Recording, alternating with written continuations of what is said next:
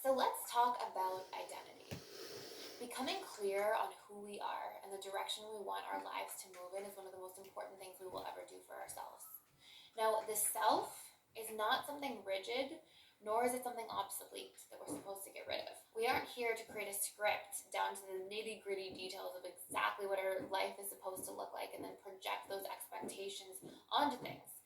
But we definitely aren't here to wander around the world and move through our lives completely directionless without an identity and on autopilot either.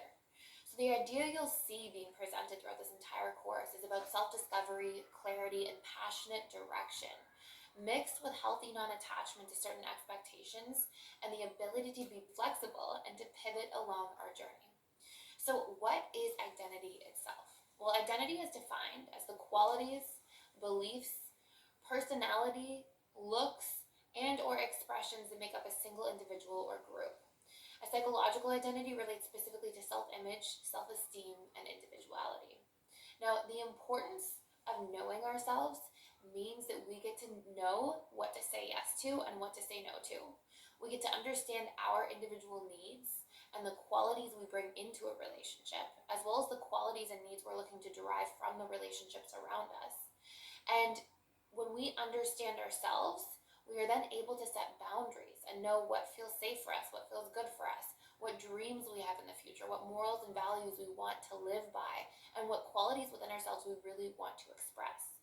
And as we consciously define this, instead of floating on autopilot throughout our lives, being in a constant state of reactivity to our past experiences and present, we actually get the opportunity to create a trajectory for our lives that can feel truly inspiring.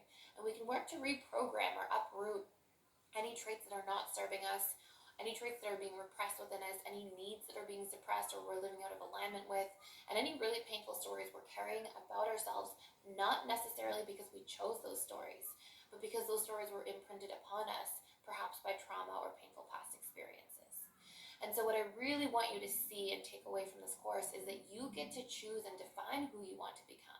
There's a difference between consciously choosing your life versus being subconsciously programmed by past experiences. And we're really trying to balance both in the sense that we're trying to understand who we currently are and what past experiences and stories and traits and qualities we do express, and then really get conscious about this and decide what do we want to keep and what do we want to release so that we are choosing as ourselves, not as a result of our past experiences. So, an identity crisis itself. This concept originates in the work of developmental psychologist Erik Erikson, who believed that the formation of an identity was one of the most important aspects of a person's life. Now, while developing a sense of identity is really an important part of the teenage years, Erikson did not believe that the growth and development of our identity was just confined to adolescence, which is absolutely true because we are constantly ever changing and ever evolving as human beings. And so he believed that identity is something that shifts and grows throughout a person's life as they confront new obstacles or challenges and are forced to grow as a result of those things. Now, Erikson is actually the person who coined the term identity crisis, and he believed it was the most important pieces of conflict that people also face in their life's development. And according to Erikson, a self-identity is a time of intensive analysis and exploration of different ways of looking at oneself and then different ways of adopting and pivoting to take on new behaviors so that we can grow, integrate, become more whole and more thriving. Now, Erikson has 8 major stages he talks about in terms of identity development. And here's what I found in the journey of human beings in my personal practice after working with so many people and doing so many case studies around this.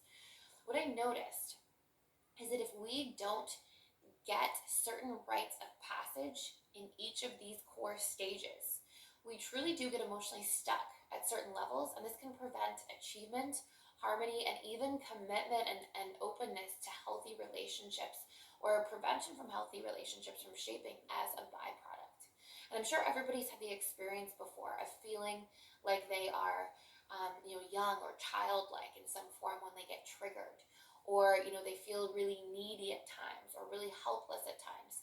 And a lot of these things, in my opinion, are actually related to different components of ourselves that are sort of frozen in time in the psyche, waiting for certain needs to be met, waiting for certain learnings to take place. And where I've often seen this take place the most is individuals that didn't have role models for parents, had a lot of trauma in the home, a lot of pain, and a lot of them have sort of childlike qualities or childlike dependency on others.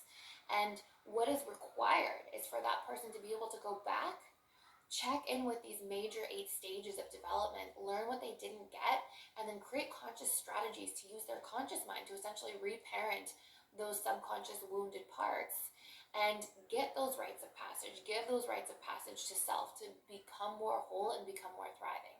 And what I've also found is that when people don't get certain rites of passage during their 8 stages of development, is that they sometimes really seek these things out in others in a way that can be over attaching to others, over clinging, almost feeling addicted to other people because to a certain degree it's getting close to filling that cup.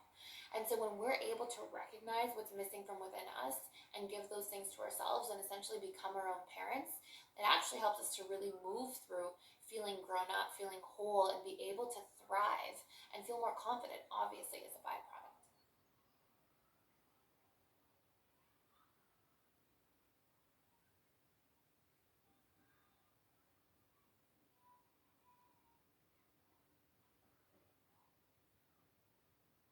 So, renowned behavioral development psychologist Erik Erikson discussed the different stages of behavioral development in something known as psychosocial developmental theory. Now, this theory is basically sharing that self identity and the personality develops in stages in life that have specific rites of passage required or associated with them. He theorized, after a tremendous amount of research on this, that there are these 8 major stages of identity through life. And when we do not get certain needs met or pass these rites of passage, we become, in his words, socially or emotionally stuck at certain stages. So, Erikson's theory basically has each stage being built upon the preceding stages, which paves the way for following periods of development.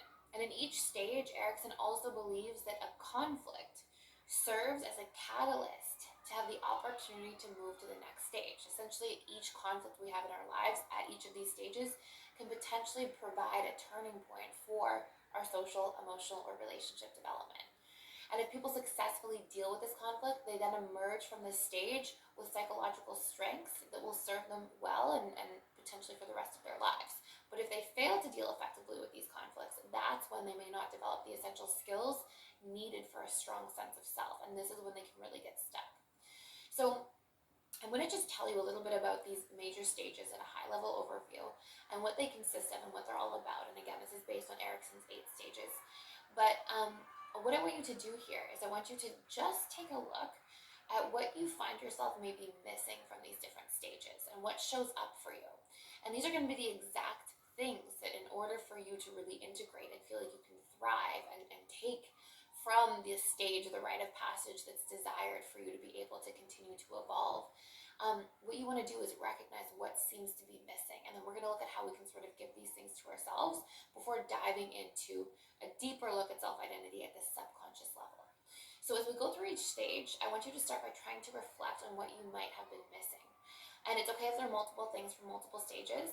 Just know that we'll discuss how we can reparent these missing pieces or wounded parts so that we can become our own parents and give these things to ourselves and then strengthen who we are as a byproduct. We can also integrate emotionally stuck parts of ourselves into the whole and become more adult-like and empower ourselves in the next stage of development as a result. So the very first stage is defined as trust versus mistrust. And this is actually from the age of 0 to 18 months. Now, you may or may not remember anything from that time period. It's more likely that you don't.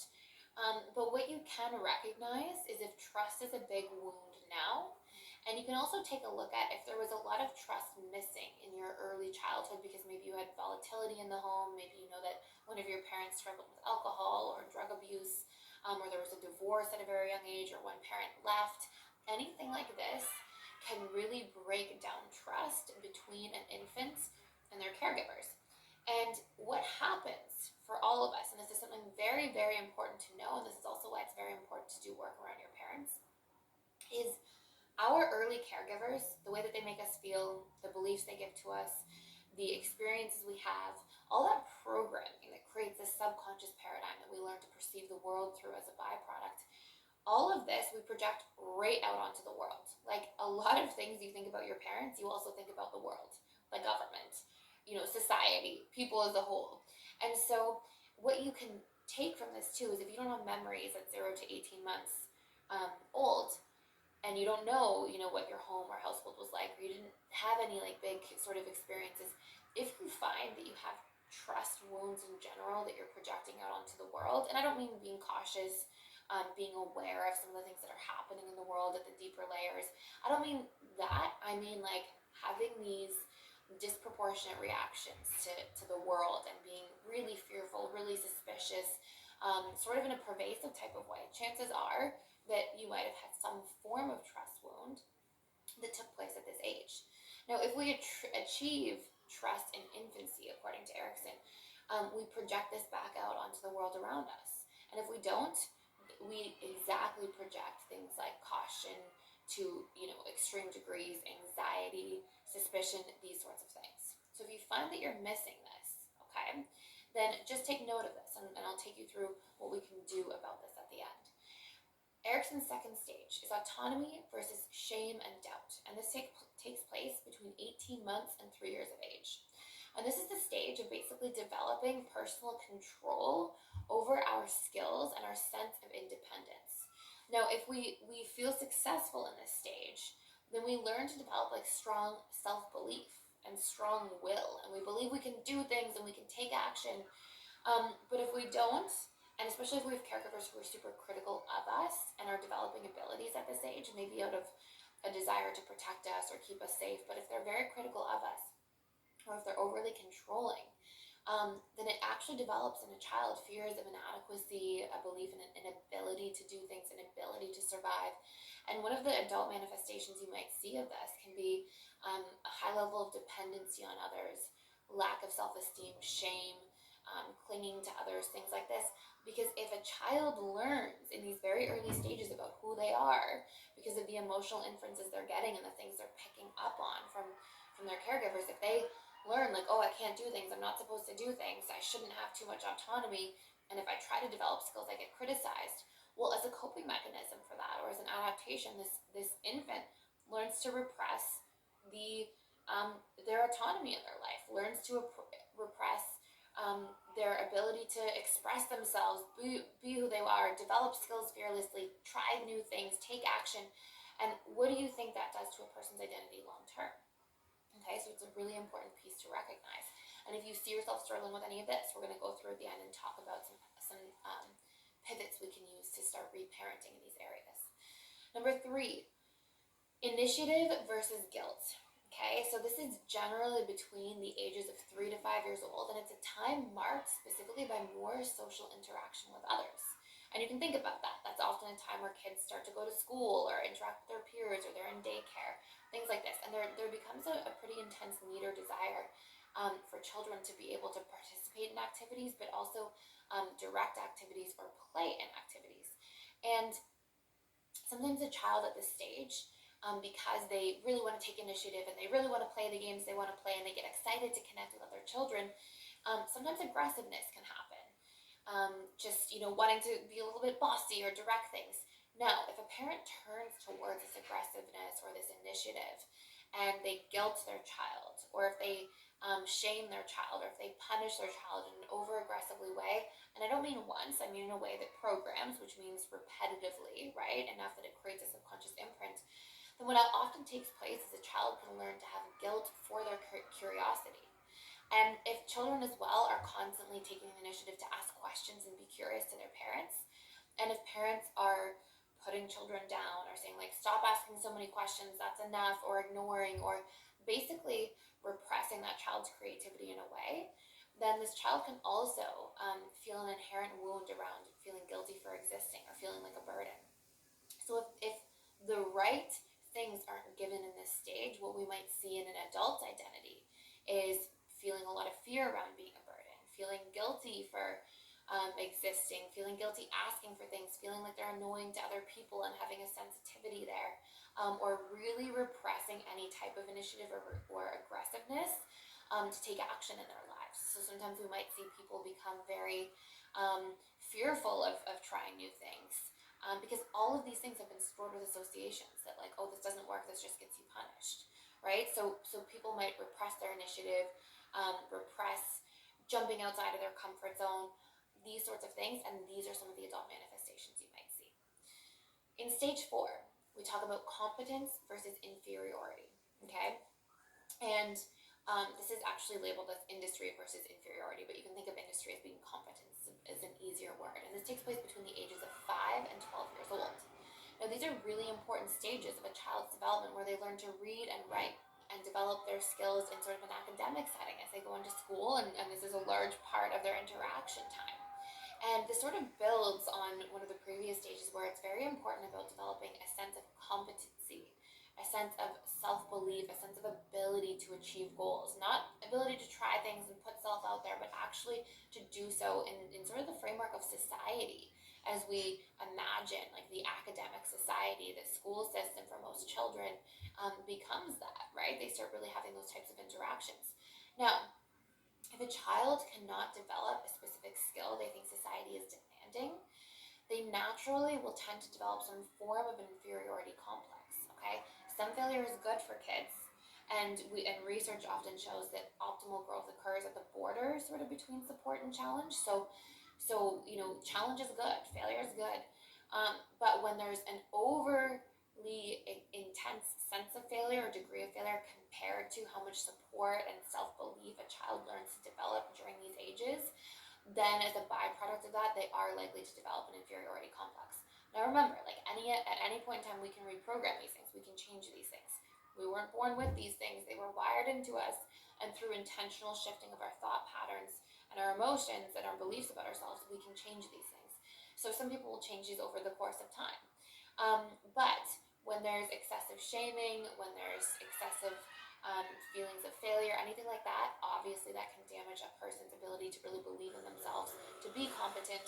And some of the adult manifestations we might see of this are things like somebody not wanting to raise their hand and participate in meetings, somebody being afraid of speaking up to authority, afraid of setting boundaries, afraid that who they are is not good enough, not wanting to take opportunities for job interviews, not wanting to start a business, or feeling like held back and unable to do those things, even though there might be a burning desire at a deeper level to do so.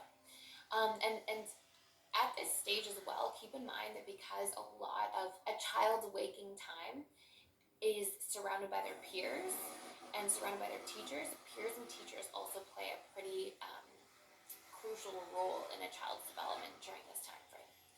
Now, at stage 5, we talk a little bit about identity versus role confusion. Okay, and this is really between 12 and 18 years old, and this is a time that an individual develops a sense of personal identity. And this is a time where they start to sort of break away from their caregivers and what they think their caregivers expect from them. This is why we see things like rebelliousness or rebellion in often teenagers' lives, right? They tend to really want to explore personal values, their own personal beliefs, their own goals. And this may not be like a conscious process. It may not be something where, a 12 to 18-year-old is like, I need to break away and have a sense of self and develop my identity and rebel and develop my own personal goals and things like this. It would be a great time to do so. But there's naturally sort of a biological pull to a certain degree and developmental pull to become more independent. Now, if this is discouraged or controlled, growth is stunted, and this is a time that at some point an adult in their life is going to have to go back and reconcile this.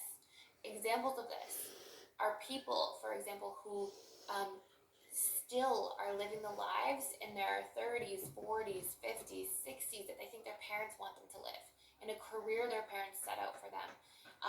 Really maybe unhappy in that career, having the family their parents expected of them, really giving into those pressures, and as opposed to having had the opportunity to really dig into who they are, who they want to become, what they want to do in the world, what their personal mission and vision and values are, as opposed to having the time to properly do that. Instead, they just sort of followed the pace of what they felt people expected around them. This is somebody that you might see spending a lot of their free time basically doing whatever their parents expect them to do and living this life that might be inauthentic to them. This is also a time between 12 and 18 years old that sexual and occupational identity develop and take precedence. And if there's failure to sort of retrieve the rites of passage in this stage and do the work, research shows that individuals are actually more likely to participate in infidelity in their relationships. And if there's success here, where a person does develop more of their sense of self and their independence in this stage is encouraged by their caregivers and is supported, research also shows that there is a greater capacity to have healthier relationships where there's loyalty that develops in those relationships themselves. So the sixth stage is called intimacy versus isolation. And this takes place over a person's life between 18 and 40 years.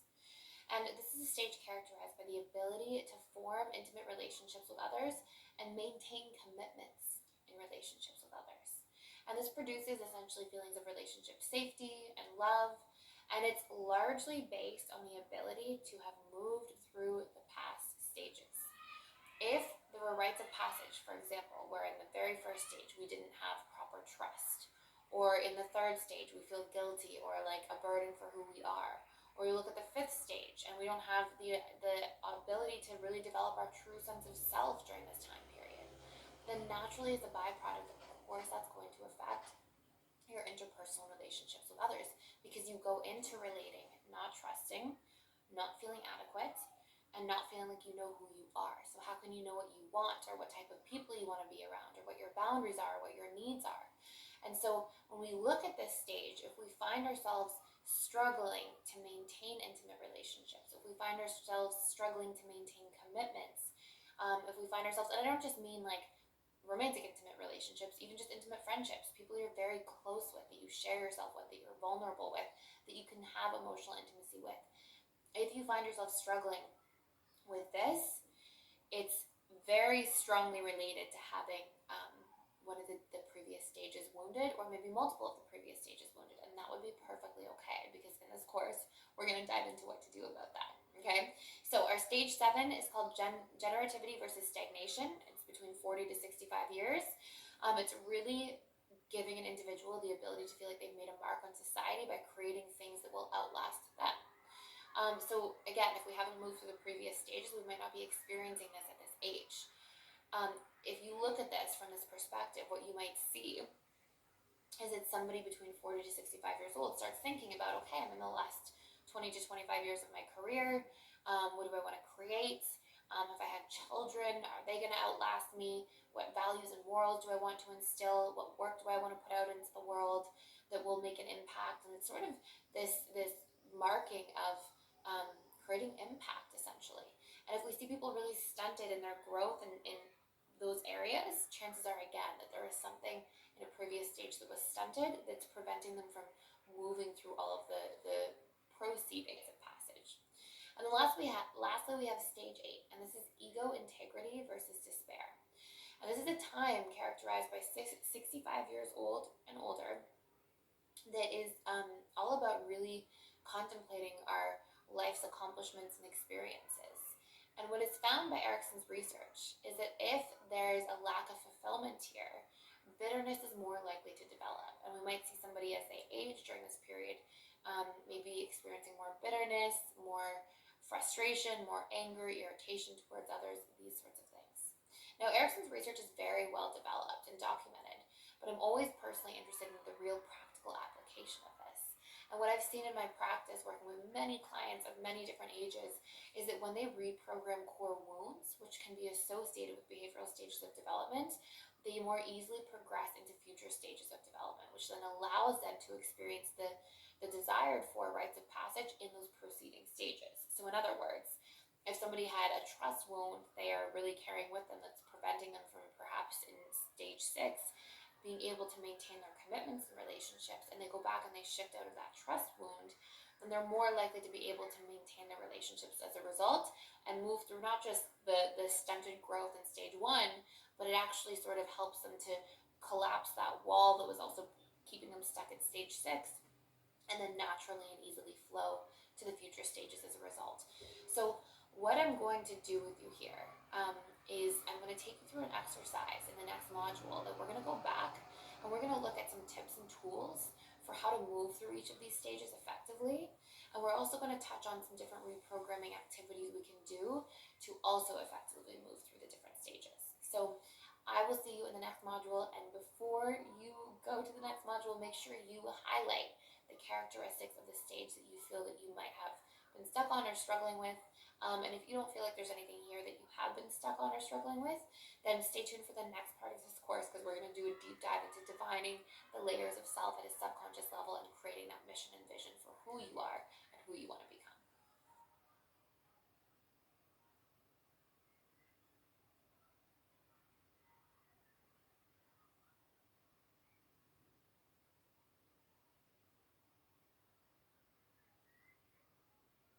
So I want to go back and I want to take you through a bit of an exercise. It's going to help you to find what to do about any stage that you feel like your growth might have been stunted. Okay, so start by reflecting on each of the 8 stages of Erikson's psychosocial developmental model, and then write out if these things were achieved for you. Okay, so if things worked well for you in each stage, fantastic. And if there was anything where you didn't achieve the competence or healthy rite of passage in this stage, I want you to look at the core wounds chart in your workbook and just notice what core wound is associated with that stage. So for example, inferiority, you might have felt, I'm not good enough. Okay, what I've noticed is that there is a core wound associated with each stage. There's also something a little bit that's not necessarily a core wound, but there's sort of like secondary layered wounds. And I'm going to go through and explain what that means. And then the goal here, as you go through these steps I'm about to take you through, is to work to reparent these things in your life. So work to become the parent you didn't have to yourself. It's like you are consciously, with your prefrontal cortex, your logical thinking mind, able to observe that this took place, and that subconscious part of you that's actually carrying the wound, you're able to give to yourself what you needed, or you're able to change the internal dialogue around this wound and tell a new story repetitively enough so that you are able to shift and basically rewire that neural paradigm that is keeping you stuck. Okay, so this is what we're going to do, and those reprogramming activities are outlined there in your workbook.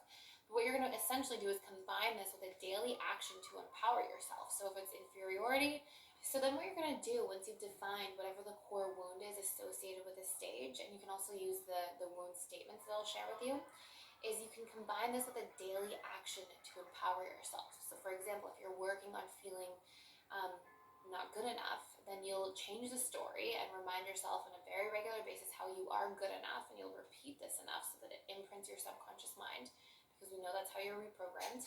But then you'll also take a daily action for yourself to feel good enough, or to show yourself you're good enough. An example of this could be, beginning to encourage yourself, beginning to treat yourself to things that you enjoy, that sort of nourish you, and to show that love to yourself just for being who you are. And by moving through these rites of passage and giving these things to yourself, and because really becoming our own parents is such a significant part of our journey to healing, it will empower you to be able to proceed to the next stage of development. So let's start with the trust versus mistrust stage. Obviously, there's a big trust wound if you find yourself stuck here. And a lot of redeveloping and reparenting this component within ourselves is we first have to start by learning who we are. And when we learn who we are, which we're absolutely going to cover in the latter part of this course in a tremendous amount of detail, then we can set boundaries around who we are. And we can show up for ourselves consistently and allow ourselves to take up space. And think of, if there's a trust wound, somebody's making you feel unsafe, and usually they're not taking you into consideration. They're not seeing you. They're not showing up for you. They're not standing up for you. And so what we're trying to do is take that woundedness there and transform that so that we don't keep doing that to ourselves. So when we learn who we are, we see ourselves, we hear ourselves, we understand ourselves. Then our work is, once we have that, is to take ourselves into consideration, set boundaries for ourselves, meet the needs we have for ourselves, show up for ourselves. And if we do that, we feel seen, understood, protected by, supported by, and given permission by ourselves to take up space. And as a result of that, we build trust in the relationship to self. So this is the work to do in this area. And this also creates a feeling of a sense of safety, right? In relationship to self, I trust myself to speak up, to show up, to be aligned with what I care for and what I need. And so that's extremely important. And one other thing you can do in your journey to really rebuilding trust is to practice congruency. When you tell yourself you're going to do something and then you abandon that thing, it ruins that trust in relationship to self, because trust is so largely based on congruency, and what we see and what we do, what we say and what we do have to line up. So it's really important as well, if you find yourself sort of betraying self-trust by setting an intention and then not following through, work to set smaller little incremental intentions in relationship to self. Like if you say I'm going to run 10 miles, just start by running for 15 minutes and then build that up really slowly over time, and make the sole intention to honor your commitments. And as a byproduct of that, you will also build trust in relationship to self. Okay, so the core wound here is I am betrayed, or I will be betrayed. And we really want to target that by transforming how we show up for ourselves, how we allow ourselves to exist, meaning we see ourselves as unique individuals, hear ourselves as unique individuals, understand our needs, our own personal morals and values. We're going to cover that all in the latter part of this course. And then your job to repair this part is to be able to show up for that once you've defined it, okay? And allow yourself to support yourself in that.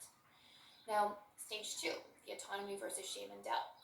The core wound here, because it's all about developing the personal control over our own skills and the sense of independence.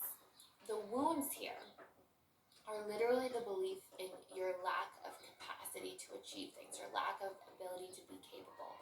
And so what you really want to be able to do to reparent and heal this is to show to yourself that you are capable and that you absolutely can achieve things. Now, you might be looking at this, if your growth was really stunted in this area, and go, but I haven't achieved much of what I wanted to yet. That's perfectly fine. Everybody's gone through that to a certain degree at some point. So what you really want to hone in on is you building your self-belief in your ability that you are capable, and your ability to know that you can achieve. Now, how do we do that? Well, number one, you want to change that story. You want to change your internal dialogue and see how I am capable. And you want to start telling that new story. Every time you tell that new story, you create, and neurogenesis takes place. And you create a new set of neurons and neural pathways that can develop and strengthen and harden over time. And if you stop telling this old story, eventually this new belief about yourself really, like these proteins solidify, and you literally become this new version of yourself through firing and wiring these same new neural networks repeatedly. So that's your goal, is to really change that story, number one, instead of looking for why you can't do things, or you're not capable, or it's too hard, to really stop telling all of those stories and to consciously, using your conscious mind to create thought, start telling the story of how I am capable, of course I can do things. So that's part one. But part two here is also showing to yourself that you are capable of achieving. And this means, similarly to like the building trust in relationship to self, set out small tasks for yourself. It can be, I'm going to clean my room, I'm going to, water my plants, I'm going to, whatever it is, you can pick small things and then show up and do them. And do not pick things that you think you're not going to do.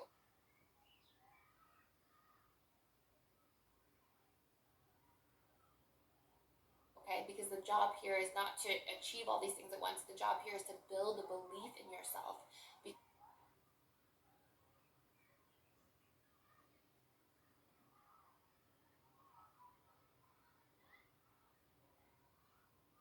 because your capacity to then achieve those things will naturally and absolutely follow. So start with small tasks, okay? Take out the garbage, do the laundry, whatever it is. They can be very small, brush my teeth, whatever it might be. And then once you've achieved it, let yourself know, wow, okay, I set my mind to something, I did it. And keep reminding yourself of that new story. And over time, through the new thought patterns, the new actions, and setting those small goals that you can incrementally scale it over time, you'll have built this belief and given to yourself what you didn't get from your parents or from your childhood. And this will absolutely allow you to proceed to the future stages of growth and development.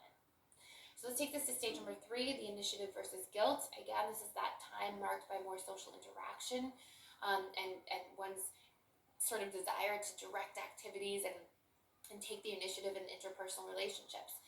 Now remember, this is the stage that if a caregiver guilted you for maybe being too aggressive about it, or if a caregiver controlled you or diminished your curiosity to a certain degree, you might have made this belief like, oh, I'm a burden, right? Oh, I'm my existence is a burden, my aggressiveness is unacceptable, I shouldn't really take too much initiative in my life.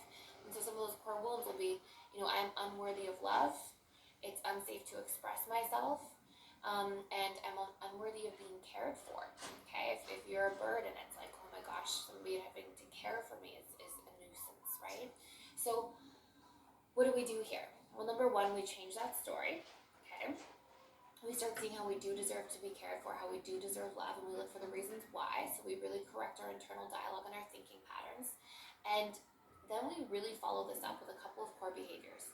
Number one, we start very small in a way that's comfortable to you, asking for help from people around you, asking for a favor, asking for a drive, asking for, to borrow some sugar from a neighbor, whatever it is. Start with very small things, just as we do with the others, and build up. But your number one thing that you have to get correct in here is you have to practice receiving when you ask. You can't ask, receive, and then feel guilty. You have to ask, receive, and feel like, okay, I do deserve it. That wasn't hard for anybody to share or to drive me to the airport. This person cares about me, or that was a reasonable thing to ask, and we have to practice being a receiver. A lot of people struggle with this. Okay, and this really, at a very profound level, when we talk about people's relationship to money, the absence of being able to achieve this thing here in terms of receiving and this rite of passage really impacts people's relationship with their finances as well. So it's important to know. Now, what you want to do is you want to practice asking in small ways and then ask in larger ways over time. Okay, and then you also want to have an activity in here where you give to yourself. And because one of the wounds here can be I'm unworthy of love and care, we have to actually show care to ourselves. And this means things like, doing self-care activities, taking care of ourselves in the 7 areas of life, nurturing ourselves in these areas.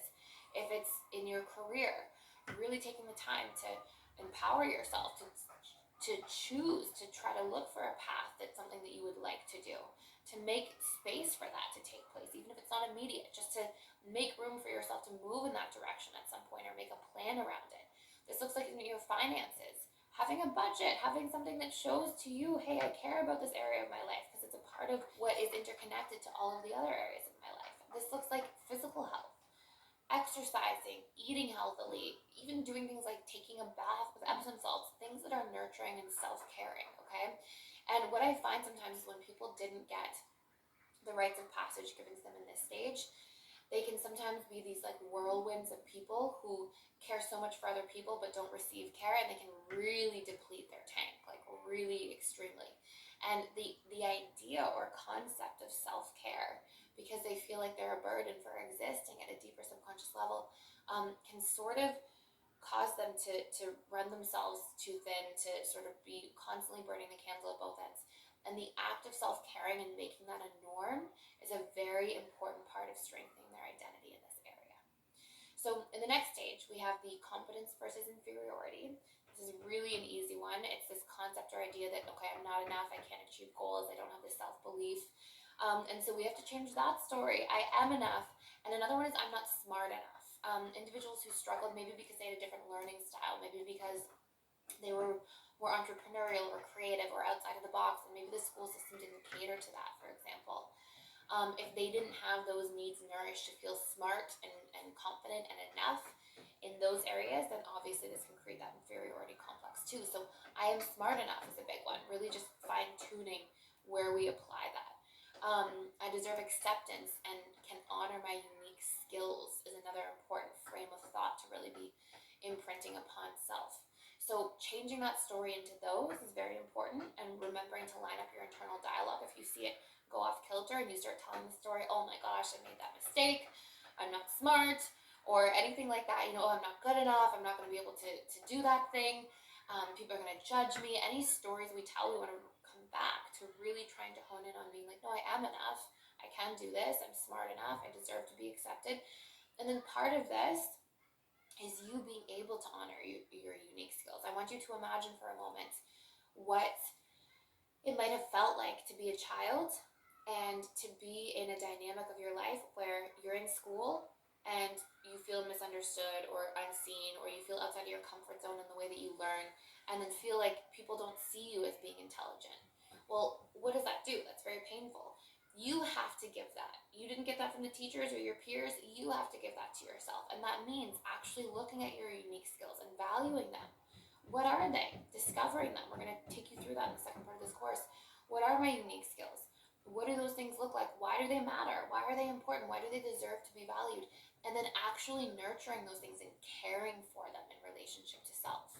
Okay, if people didn't, great, I'm gonna care. Let's say, for example, that you find yourself to be a really creative person and that wasn't appreciated enough by the traditional school system. Why does creativity matter? How does it make the world go round? How does it connect people? How is it such a powerful expression of meaning and significance? How can it be extremely powerful in terms of innovation and ideas? How does it impact people and the economy? Like, really taking a moment to look at why the things that are unique to you are important, are enough, are valuable, and doing that work to really work to see that. And this takes us to stage 5. Okay, this is our identity and role confusion stage again. And really what this creates is if we don't have the ability to really hone into who we are between 12 and 18 years old, which a lot of people really don't, to be quite honest. If we don't get the opportunity to explore our personal values, our beliefs, and our goals, which we're going to dive into again in the second part of this course, then we can get stuck in this stage of feeling like I am not allowed to exist as I am, as a unique individual.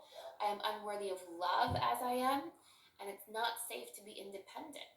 And so we have to be able to give those things to ourselves. I'm allowed to exist as who I am. I am worthy of love as who I am. And it is safe to be an independent, unique individual, separate from other people. And so if we are stuck here, if we are enmeshed with a family member, if we are enmeshed with our peer group and think we have to fit in with all of our friends and what they expect from us, and then we have some work to do here to go back and clean up these parts. So what we want to start by doing is really using what we're going to dive into in this course to develop a really strong sense of exploring our personal beliefs and values and goals.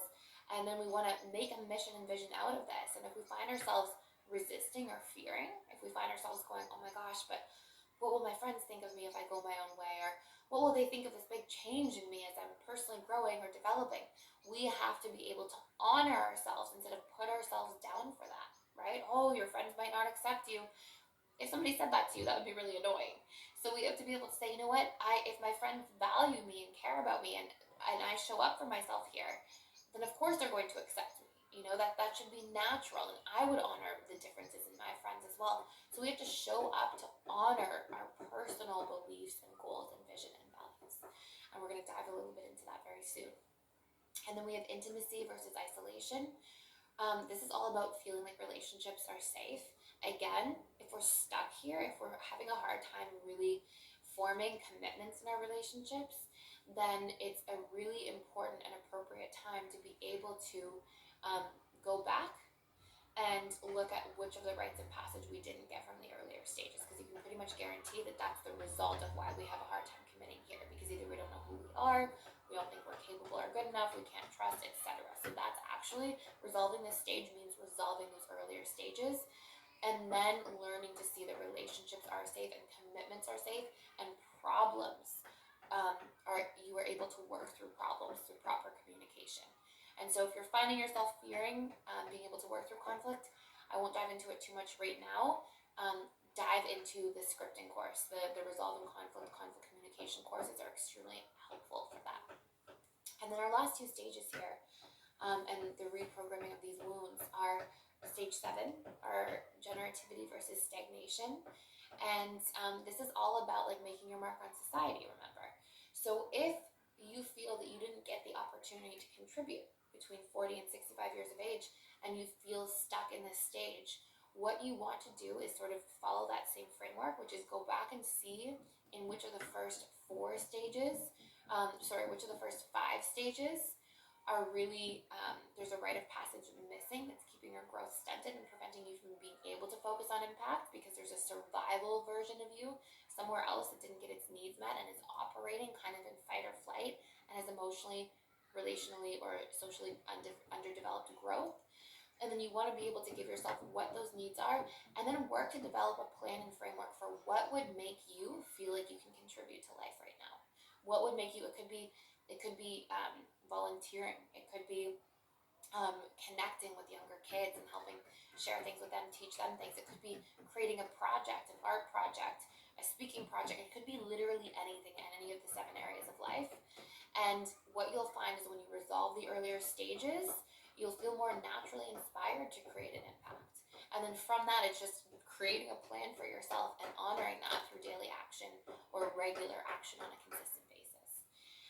Now, stage 8 is all about acceptance. So in this stage at 65 plus, when we are contemplating our accomplishments, when we're reflecting on life, if there's bitterness here, the first thing you want to practice is self-acceptance. Bitterness is just further adding and perpetuating that original problem.